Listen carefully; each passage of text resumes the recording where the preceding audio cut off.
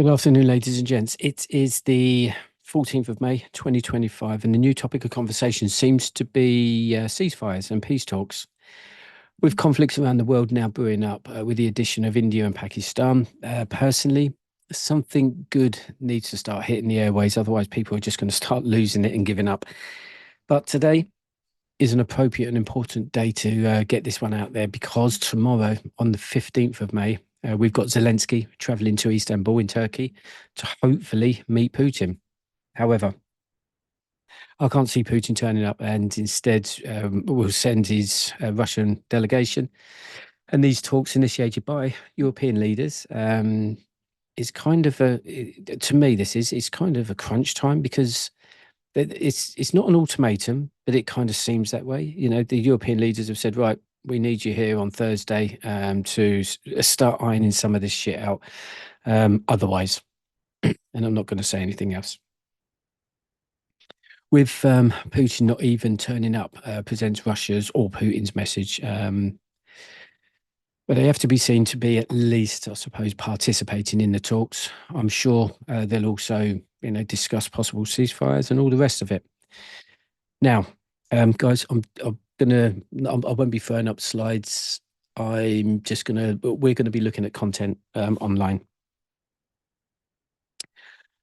I'm gonna be honest with you here. I'm not sure I can deal with yet another front to track and analyze, because when I say another front, I'm talking about sort of Pakistan and India, because right now it's too much. And what I mean by that is Ukraine and Russia, or Russia and NATO, or Israel, Hamas, Hezbollah and the Houthis, or Syria and Iraqi militants, and of course Iran, or the Chinese and the US, or the North Koreans and its neighbors, and now India and Pakistan. These are conflicts they're conflicts and potential conflicts on a global scale.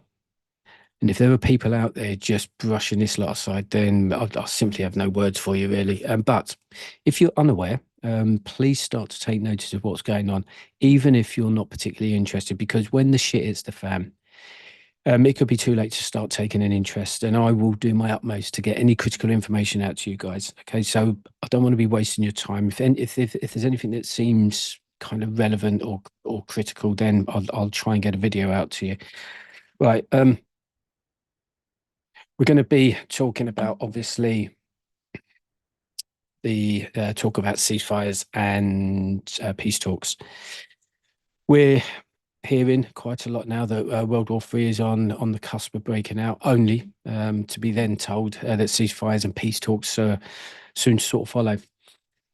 And we also have to understand one thing here, guys. I'm not going to start with, no, actually I am. I'm going to start with the Ukraine war and Russia. We've not stopped hearing about Trump telling the world that he is going to stop all of these wars, when in fact it is the US that seems to be in the thick of it all. Trump has not stopped and still continues to sort of tell the world that if he was in power, or if he had been in power over the last 4 years, for example, none of these wars would have happened on his watch.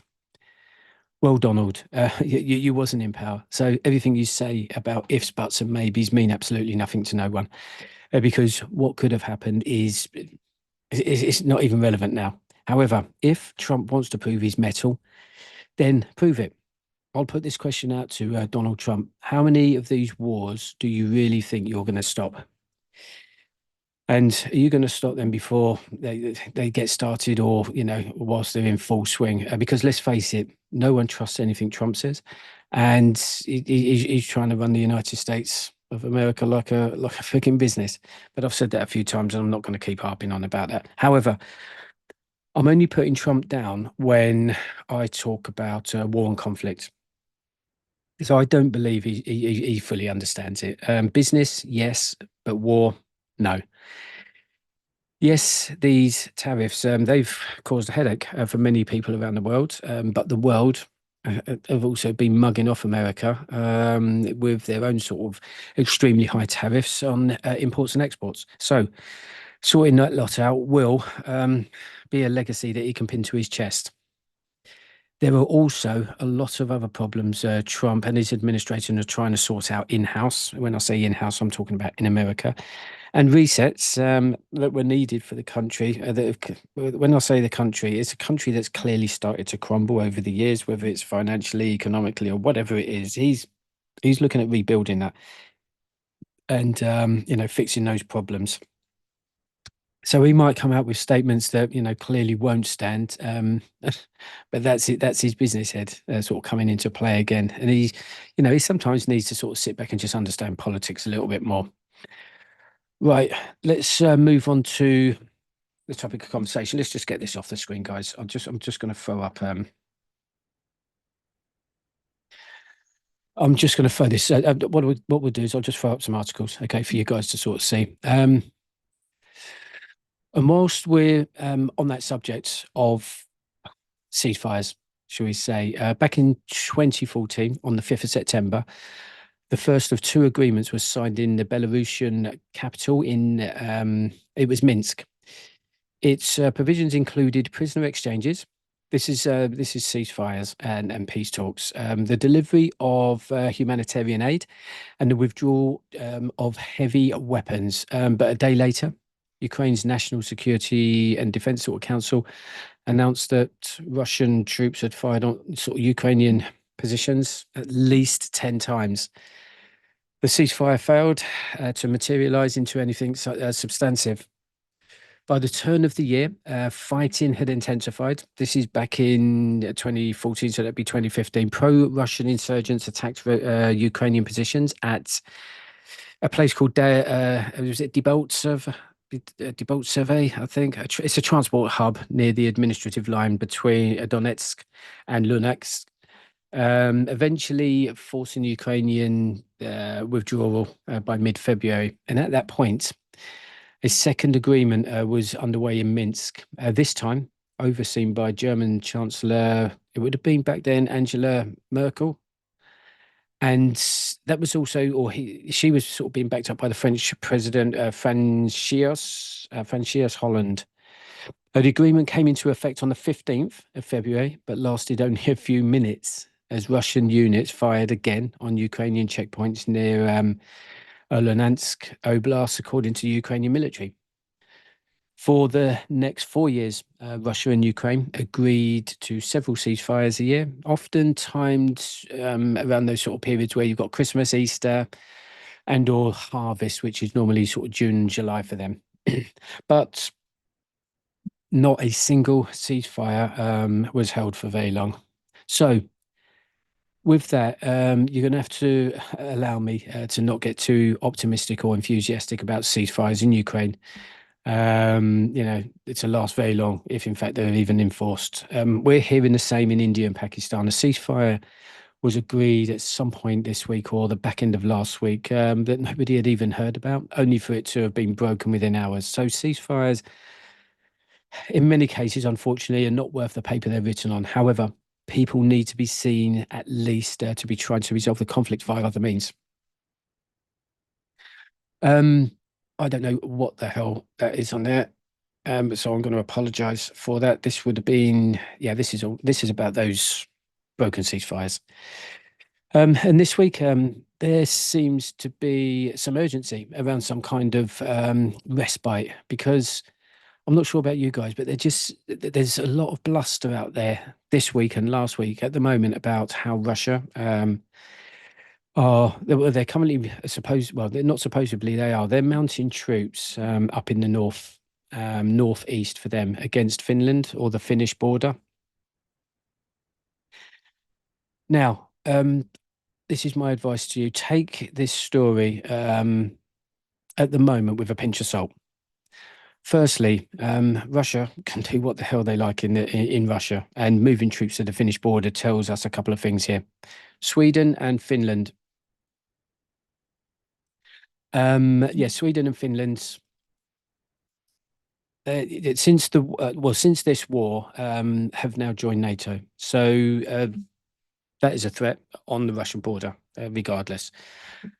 So that's a good enough reason in itself to move military assets to that region. They say a significant increase in barracks, aircraft, and other infrastructure were identified at 4 locations near the frontier over the last couple of weeks. That probably means a couple of months. It's only hitting the public domain now, which would be what they say a major staging ground for a potential Russian attack on NATO. Well, anywhere along that border would be 800 kilometers of border. Anywhere along there would be a staging point, a potential staging point. But what you have to be sort of mindful of is these mainstream bits of news that you read, okay? Because they throw a spotlight on there, they throw a narrative out there, and then everyone jumps on it. And to be honest with you, I did initially. I thought, right, okay, we could have another problem here. However, you have to go away and you have to sort of look at it. Let's just all I want to do is just have a look at the location that we're talking about. So firstly, Russia's largest naval base for their Northern Fleet, which includes a large number of nuclear submarines and including ballistic missile submarines, operate out of a port called Severomorsk, I think it is. Let's just bring it up. Okay, so let's zoom out. I'm going to zoom out of here. Now, I know this is not about ceasefires just for a minute, but we need to get this out of the way because it's again, it's based on what we're hearing. Okay, misinformation, not quite misinformation. It's manipulated information. Yes, right. Forget about that. Let's just move here. Okay, as you can see, Sweden, Finland joined NATO over the last couple of years. There's the Russian border, obviously a threat. Now, where you see that pin drop, that is Severomorsk. Severomorsk, okay, it's a port. And when we zoom in, sorry about this, when we zoom in, we've got a runway there, but it's this military naval base port that we're looking at. So what you can see here, obviously, is naval ships docked all around here. Yep. And then if we come across to here, there's more over here, more here, but when you zoom in, you can see a submarine there. Okay, so your submarine's docked there. As you can see, Severomorsk is located in the north, okay, which is only, if you measure it, that port from the Finnish border is only 177 kilometers away from a place called Pechenski or Pechenski. It's a district in Finland.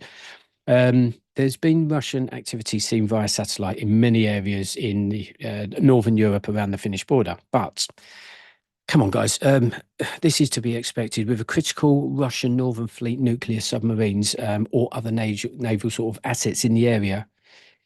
What are you going to do? That's going to be a prime. That port there, that port that we're looking at there, is a primary target for NATO.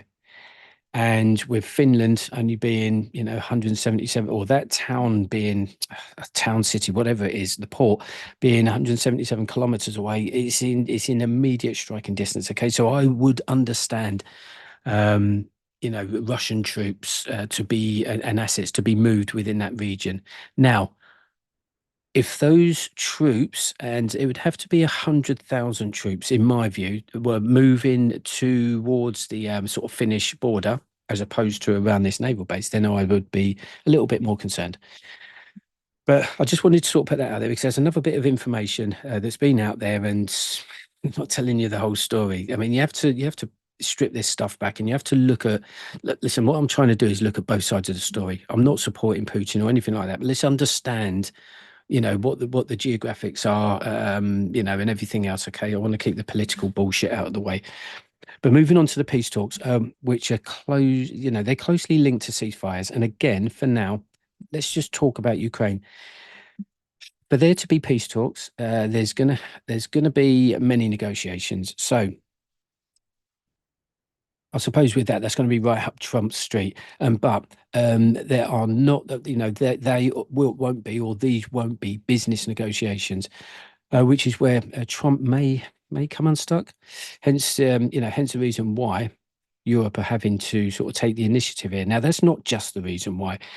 If we go back a few months, okay, Trump said, listen, guys, other members of the NATO alliance, pull your fingers out your asses, start throwing some money at this war machine, and also start doing something about it. So they're taking the initiative, and they're off doing it.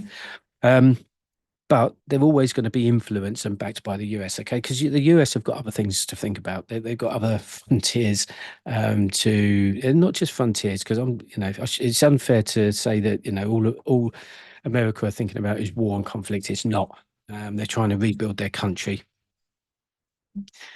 But let's just recap Putin's terms of the last round of peace talks, shall we say? Long story short, although we have Putin and Zelensky and the Europeans asking for these peace talks, there is one person at the table that thinks peace talks only come with one set of demands and requirements. Before I go on with that, though, we have to remember what the fuck is happening here. Russia have invaded a neighboring country, and for the second time in 10 years. Ukraine in 2014 taking Crimea, and again in 2022, 3 years ago, annexing approximately, this is excluding Crimea, 20% of Ukraine's territory. Then Russia, or not then, before then, Russia invaded Georgia in 2008 and occupied that country. Then invaded Moldova, also in 2008, taking control of this small sliver of western, it's on the western side of Moldova, Transnistria. See, Putin has openly stated that he is taking back territory that he believes belongs to the old Soviet Union. And quite frankly, he's stated that if anyone gets in the way, he's threatening them, and he's threatening them with nukes. Now, you can look at this how you will, but right now, Russia are a direct threat to Europe, the European Union, and NATO. And based on Putin's past sort of engagements and broken promises, we have to ask ourselves whether, like Trump, can this man be Trump? Can this man be, I was going to say trumped, can this man be trusted? So for me, absolutely no fucking way, because, and I think also the EU and NATO know this. So what I'm saying here is that, Putin, firstly, I don't think he's going to turn up in Istanbul tomorrow, okay? If he turns up, I think he's in fear of his life as well. Now, don't quote me on this. I haven't seen it anywhere other than one place out there on the public domain, should we say. This is not mainstream or anywhere else, but I have heard that there was an attempt on Putin's life a couple of days, I think, before the Victory Day in Moscow.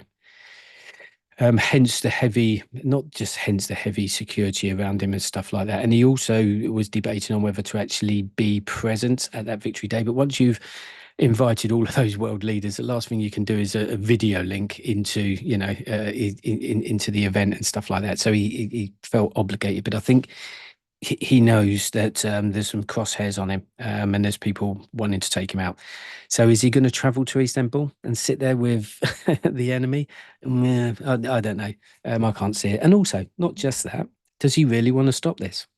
Of course he does, providing it's on his terms.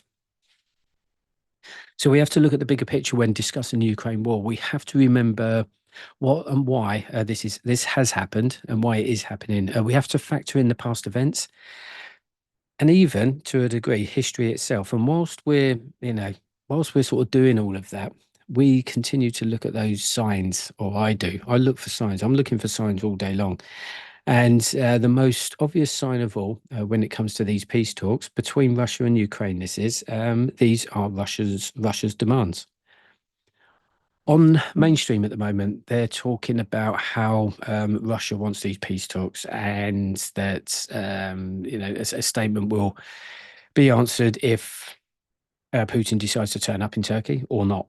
Although a temporary ceasefire was in place during the Russian Victory Day parade, I think that was for 2 or 3 days. Putin refused to extend the truce or accept the proposal backed by the US and Europe for a full 30-day unconditional ceasefire. So basically, what it was, my guess is this is how it went down. Putin said, "Okay, listen, let's have a 3 day ceasefire over Victory Days, just so just so his party's not gate crashed, shall we say, and then we'll think about the 30 days unconditional ceasefire." Well, once that Victory Day was done, that was it. He would have made a phone call and said, "Forget about your 30 days." It just sticking the middle finger up. So, although we have both sides seeming to want to sit around the table and discuss the war, root causes and ceasefires, there are many, many hurdles to get over before any ceasefire is in play.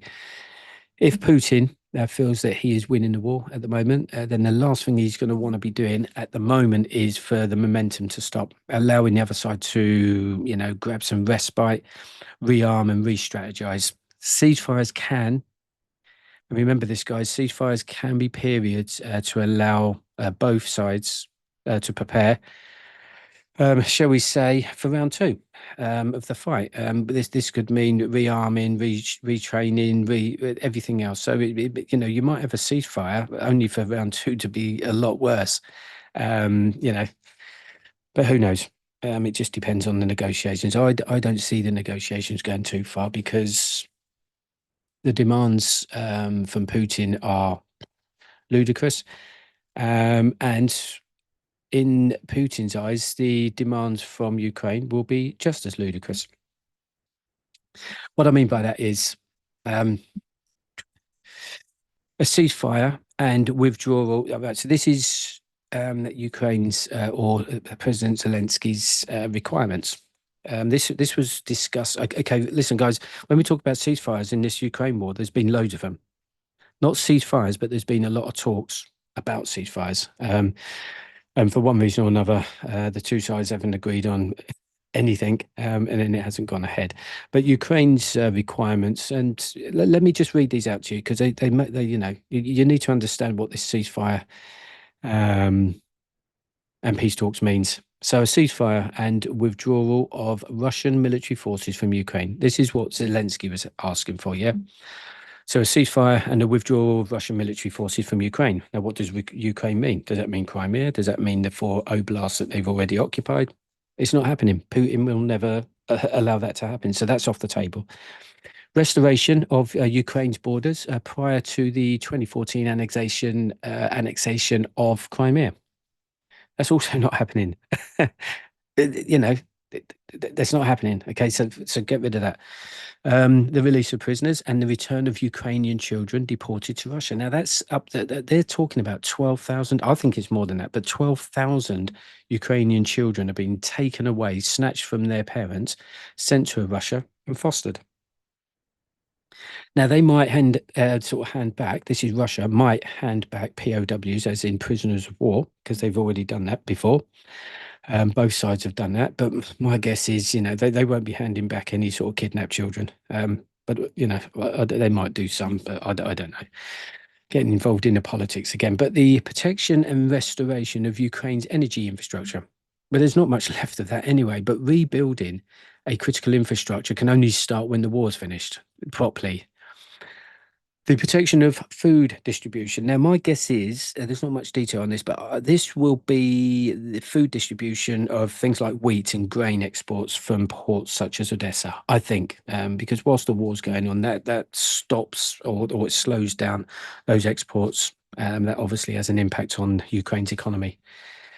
Nuclear safety, including transfer of Zaporizhzhia nuclear power plant to the IAEA. I'm not sure how that would work with, and I don't know if this is true at the moment, but I haven't heard that Ukraine have regained ownership of that power station. But, if we go back to last year, Russia had control over that power station. And also, Russia are wanting there's Zaporizhzhia Oblast as well. They want that. They want that area. So the last thing they're going to be doing is handing that over to a third party. Environmental safety, including the demining and remediation of ecological damage caused by the destruction of the Oh, the Kakova Dam. That one is possible. That's just repairing the dam. I didn't know it was still damaged, but again, it was news from last year, and we don't hear any more about it. Now, the prosecution of Russian war crimes. I'm sure Putin can round up a load of disloyal military officers to take the fall for those war crimes, just to be seen to be, participating in these deals. Security guarantees for Ukraine to prevent future aggression. Well, Putin doesn't want Ukraine to be secure by anyone other than Russia. So that's off the table. And multilateral peace conference and peace treaty. I'm not sure. I'm not sure this one is even relevant at the moment. When we can't even get around the basic stuff. So what I'm trying to say, those are the types of requirements and demands that Ukraine want. Okay, and I think that's all fair. But if we're talking about Putin, yeah, that's it. Forget it. You're not getting that. Putin is requesting that all Ukrainian troops. You've probably heard this before. Anyway, this is Putin. This is Putin's demands. All Ukrainian troops to withdraw from all four partially occupied Ukrainian regions. That's going to be Donetsk, Luhansk, what's the other one? Kherson, and Zaporizhia. And that Kyiv, or Kiev, however you want to pronounce that, formally recognize that those annexed locations, or that they want Ukraine to recognize those as being Russian. Well, that's not happening.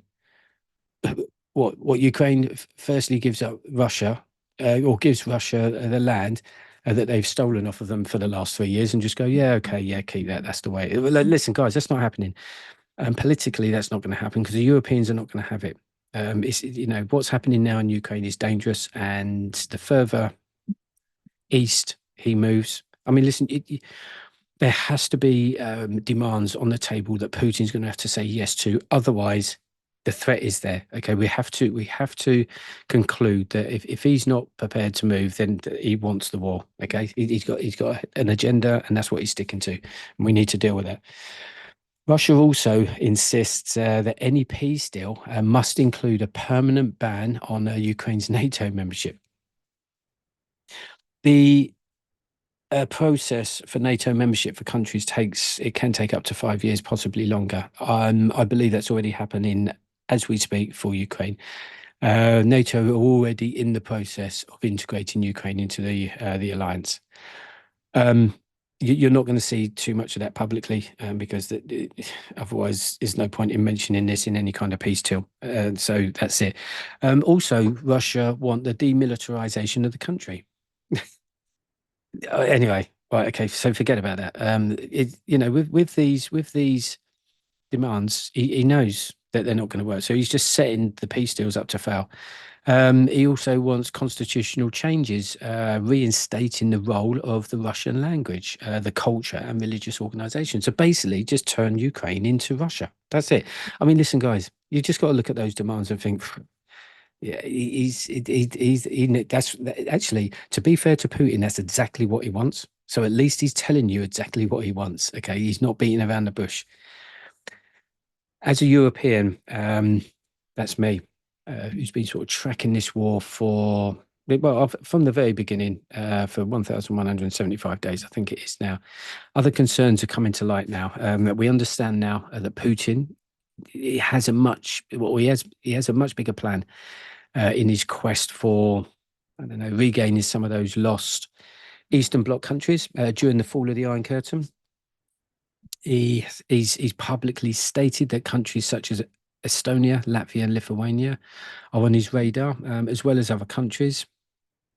You've got the EU and NATO see this being a direct threat on its borders, for obvious reasons. And because it looks like both sides aren't even going to acknowledge, let alone accept some of these terms, it just seems that there's very limited options left to deal with. We haven't even really got started. I'll say we haven't got started. We're only talking about this one now. It wasn't until I was researching this that there's been loads of talks since 2014, but a lot since 2022 between both sides and other partners about possible peace deals and everything else. So I didn't realize how many there has been. However, we're no further forward. Right. Listen, apologies. I didn't really sort of, no, I haven't gone off track there, to be fair. We are talking about peace deals and ceasefires. I just want to put this out there quickly, because I want this to be fairly short. As we finish, hopefully, this relatively short session, we need to just sort of mention other announcements. And the reason why I've done this video is because there just seems to be a lot of talk about ceasefires and peace talks, not just with Ukraine and Russia, but everywhere else.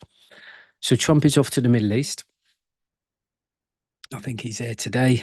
Got there today. I'm not too sure. And right now on mainstream, I know earlier today, we were hearing that he's lifted sanctions that had been imposed on Syria and tying up business deals with the Saudis as we speak, hoping to seal, I think there's 100 billion arms deal with Saudi, as well as Saudi Arabia's 600 billion commitment to invest in the US.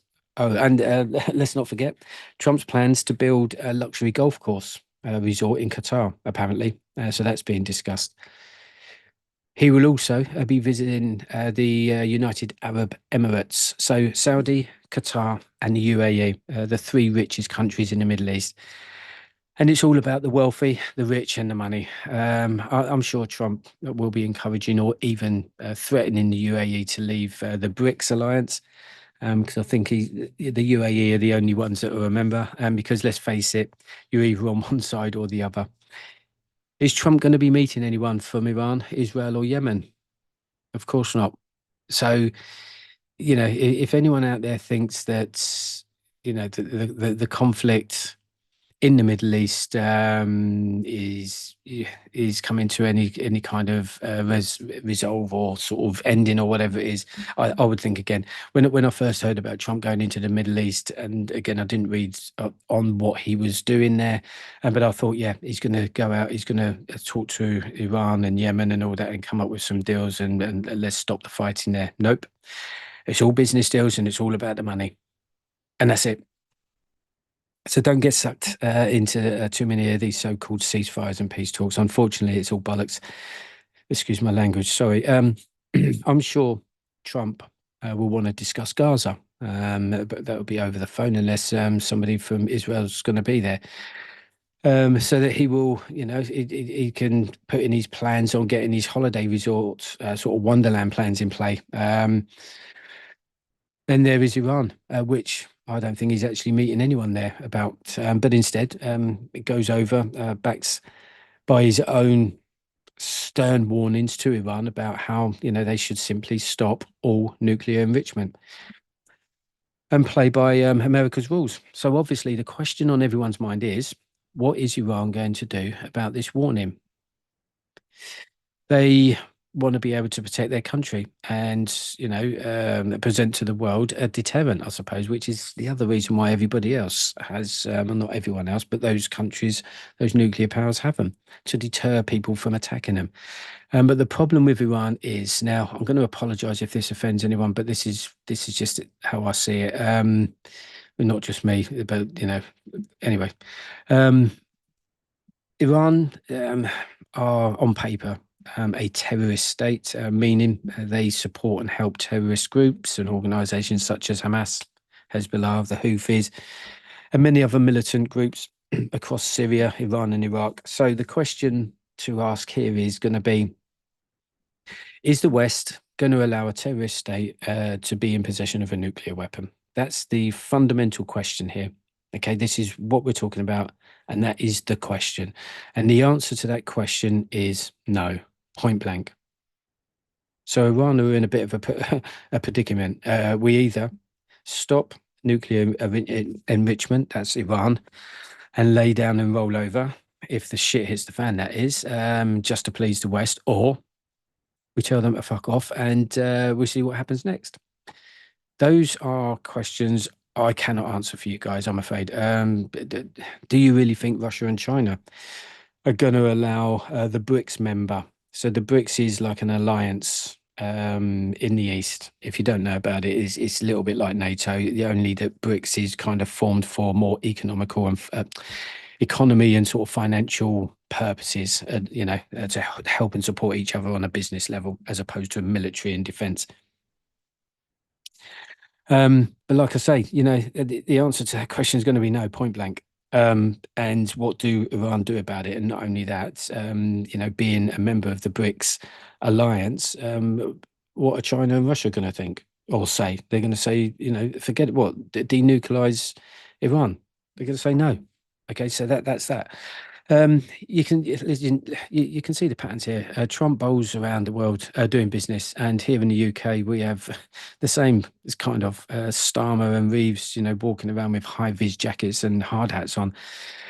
They all feel comfortable doing what they believe they're good at, but unfortunately for them, that's not enough to run a country. You would have also heard about the trade deals being made between the US and China. That's a good thing for business, but a lot of the damage has already been done. We have the announcement this week, I believe, about the US tariffs or more US tariffs about to hit the pharmaceutical industry, forcing pharmacies to start stockpiling naturally. So they've gone into panic mode. They don't want to get hit with those tariffs. And quite frankly, these trade wars are just going to go on until America gets what it wants. Right. So just to finish off, sorry for dragging this on a little bit. I have a bad feeling about what is happening at the moment. We're not just talking about one peace deal and ceasefires. We're talking about many, and they have a tendency to not sort of last very long, if in fact at all. The one that I'm looking at, the one that's up and coming tomorrow, is the one in Turkey. The speed that kind of came into play, and the way it came across from the European leaders, from the UK, Germany, Poland, and France, it was like an ultimatum: either turn up or shut up, to Putin. Now, I don't think he's going to turn up tomorrow. If he does, fine. That still doesn't mean that anything good's going to come out of it, but at least he's turned up. That would tell me that he is, slightly interested. But I'm going to finish it there, guys. I wanted to do a quick video on that because that's what everyone's talking about at the moment, and it actually confuses people to a degree. So you have to kind of understand what this stuff means, whether it's all a load of bluster or whether it's actually something that we're going to see some good come out of it. So get yourselves out there for some fitness, even if it's just for a walk, guys. Now the weather's better, and also inventory or preparedness aware. And I'll catch up with you shortly.